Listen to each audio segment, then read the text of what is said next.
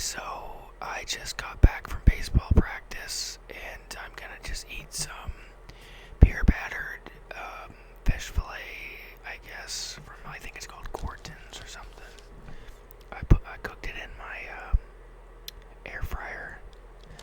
This is a video I don't do, but I felt like doing it, so here we are. Anyway, yeah, today's been good. It's been the last 2 days of the quarter, so I have just been showing a movie to all my classes, so I'm pretty relaxed. And I got a ton of work done while the movie was playing. I asked the tech teacher to let me borrow a laptop so I could work on planning my WW1 unit for the 8th grade while the movie was playing.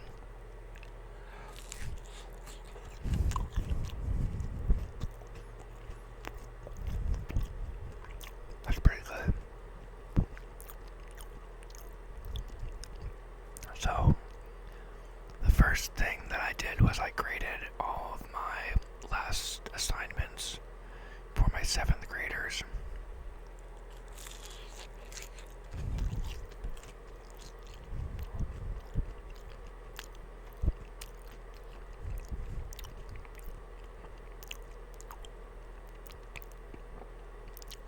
And then I started getting to work on my unit for WW1. The first thing I did was go over the Spanish flu, which killed more people than WW1 military deaths.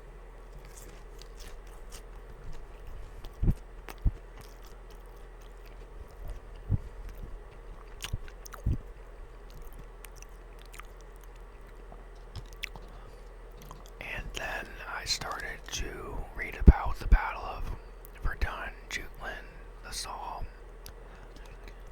I've taught WW1 before, but it's always good to get a refresher after not teaching it for 2 years. I think the last time I taught WW1 was 2 years ago. So, teaching it again, I needed to refresh my memory on the stuff.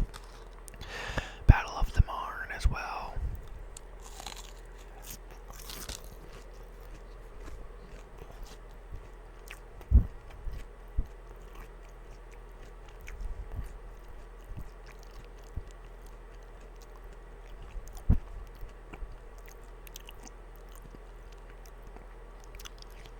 But I made a decision, and that is the first thing we're actually going to do for this WW1 unit is watch a movie.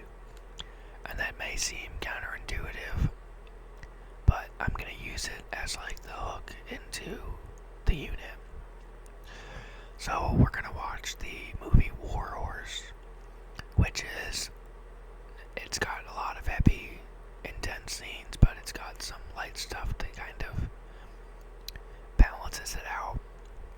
My original thought was watching They Shall Not Grow Old by, I think his name is Peter Jackson, the guy who did Lord of the Rings, but that is really heavy. It is just, first of all, it's for history buffs, so a lot of it is kind of dull, but a lot of it also is super graphic, so they show like real dead bodies, decaying corpses, and tell you how it really was. So like the men you would go into town and hire like prostitutes and stuff, and I just don't think that is needed for 8th grade. And I'm just really looking for what is real enough that adds reality to the unit, but also something that is not as gory or graphic as like an All Quiet on the Western Front, the modern day version in 2022, which is a phenomenal movie if you haven't seen it, but it is a tough watch. And 1917, which also is the second movie that I was going to want to show. Like that would be the one that would be one that would be good to show, but it starts during 1917. Excuse me. It starts during 1917 when the war already began, and it is somewhat graphic. And the good thing about War Horse is that it has dead bodies, it has dead horses, but it's not graphic, it's not gory, there's no blood, it's just, you see dead people, you see people getting shot, but it's not bloody. And it's only rated PG-13. The 1917 movie is rated R. All Quiet on the Western Front is definitely rated R. So using the same ideas I would have used in 1917 or All Quiet on the Western Front, showing the reality of trench warfare, but in a less gory way. So I'm going to be showing War Horse instead.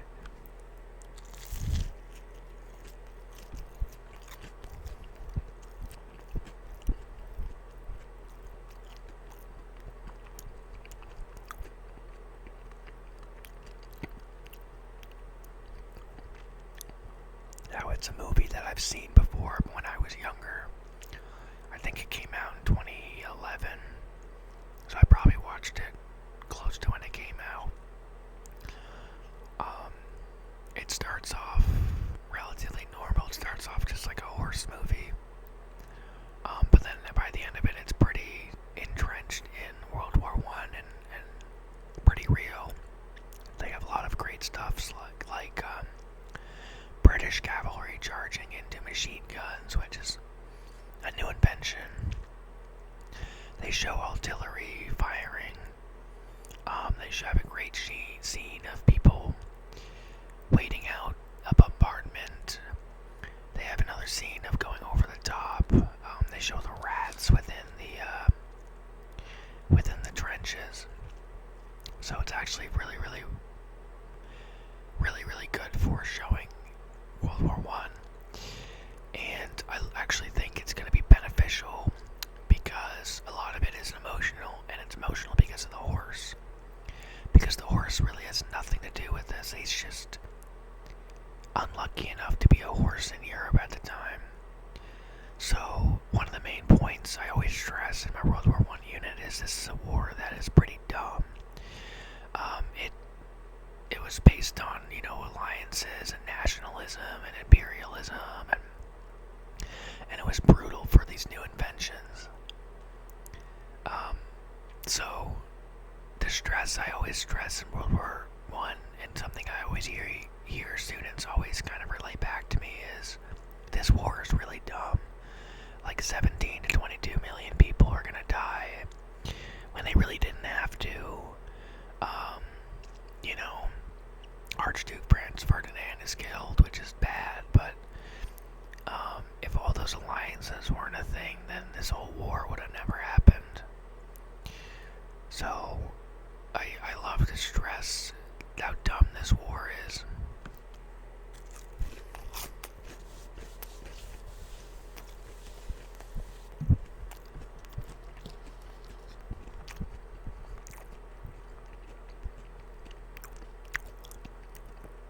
With the imperialism and nationalism as well.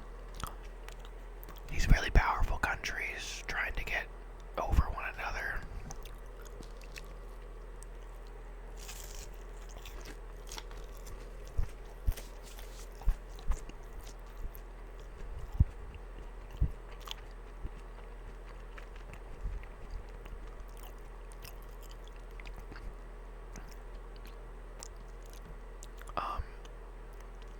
I'm actually really excited to teach this unit.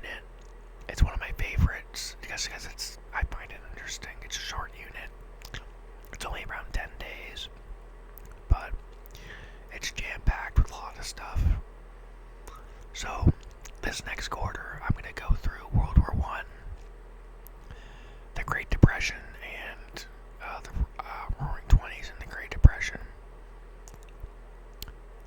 Then we're going to go into World War II, and then the thing that the superintendent really wants me to get to is the Holocaust, because the 8th grade is going to Washington, D.C. for a field trip, and they're going to Museum, and I want to try to see if I can get to it before they leave. So I want to be able to map out what I need to do in order to do that. It's kind of sad, but I only have literally I have half a year to teach all of American history, which is literally impossible. Most times, the American history is split up into 2 years already. So the first year you go from colonialism to Civil War, and then the second year you would go from Civil War to, Cold War, present day, and at this school they're asking me to do it all in 1 year, which is simply impossible. So I ended my first part at the end of the Revolutionary War, because I started with the Age of Exploration. I didn't even start with colonialism. I started with the Age of Exploration, like Francis Drake and Christopher Columbus, Francisco Pizarro, all those individuals going to the New World and the Columbian Exchange. And I ended at the end of the Revolutionary War. So I'm gonna skip over a ton of stuff. We're not doing the Civil War because that is a massive unit that I just cannot do. We're not doing antebellum. We're not doing it. We're not doing industrialization. We're just not going to be able to do it. So it's just kind of a shame how this school is set up. Their social studies. Next year, I keep getting told that they're going to hire a new social studies teacher. But the vice principal talked to me last week and said that they're going to hire a science/social studies teacher. So he said that you're going to lop off about a third of what you need to teach and give it to that person, which is crazy. So I'm thinking of giving up government and that kind of stuff, because I think it's needed, and I just don't love teaching it. So I'm gonna give that up. If they end up hiring somebody, who the heck knows? But yeah, I'm gonna teach economics, and then American history. I guess 6th grade, I guess, teaches geography, so I don't need to worry about that. But it's still gonna be an impossible task. And I don't even know how I would split it up if I still have to teach 7th and 8th grade. So if I did have to teach 7th and 8th grade, I'd teach economics, and then the beginning of American history, and then when they get to 8th grade, we'd pick up at the Revolutionary War and hopefully get to, who knows, if I want to teach, I know I'm ranting here, but if I want to teach Holocaust, I don't know how I even set it up. So we'll worry about that next year.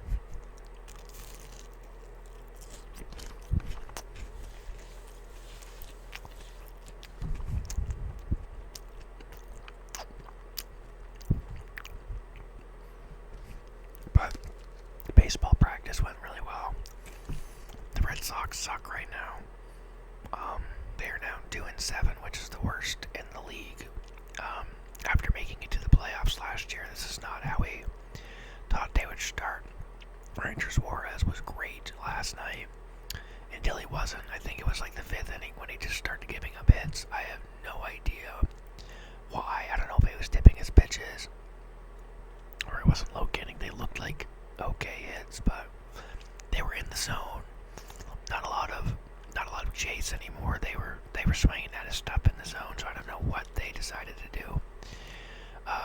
Which was the Padres. They were playing the Padres last night, but they won, which was tough to swallow. They're gonna play the Milwaukee Brewers tonight in about probably about 45-50 minutes, which I'm gonna watch.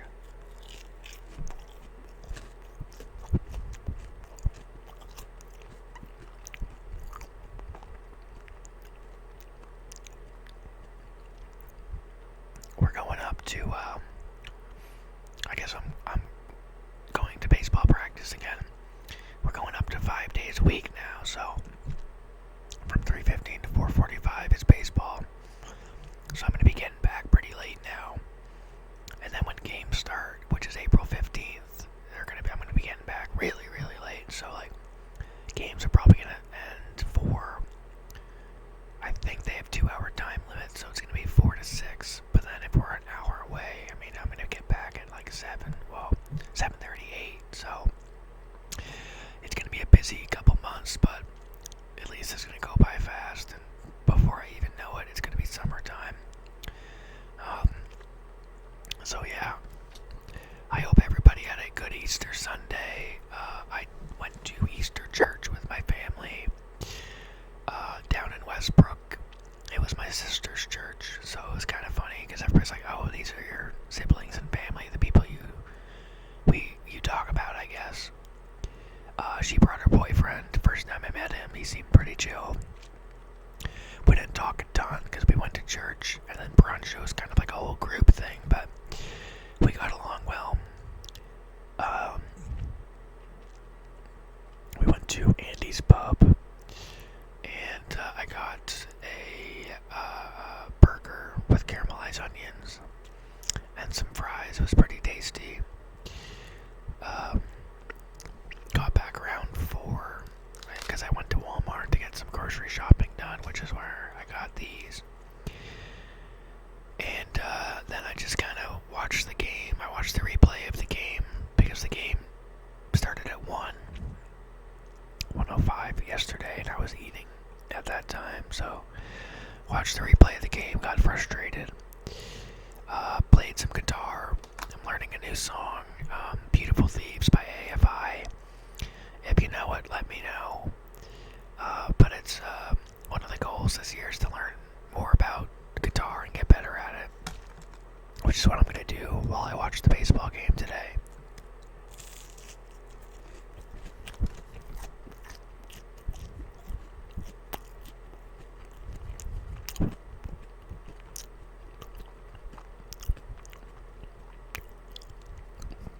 I got a lot of goals this year. Lose some weight, not that I'm fat, but lose some weight, get better at running again. I want to run a half marathon in September. Get better at guitar, more disciplined at guitar, learn some more songs. And then be more disciplined when it comes to reading. I like reading, but sometimes it is just difficult to pick up the book.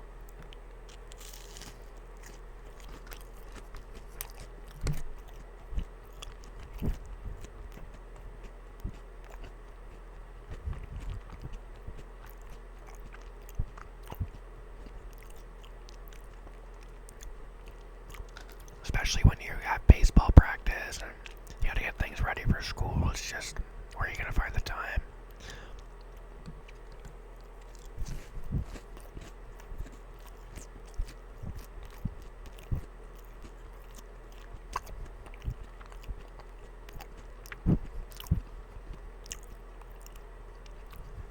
You gotta watch baseball, and you wanna run, and you wanna play guitar, so it's just a lot.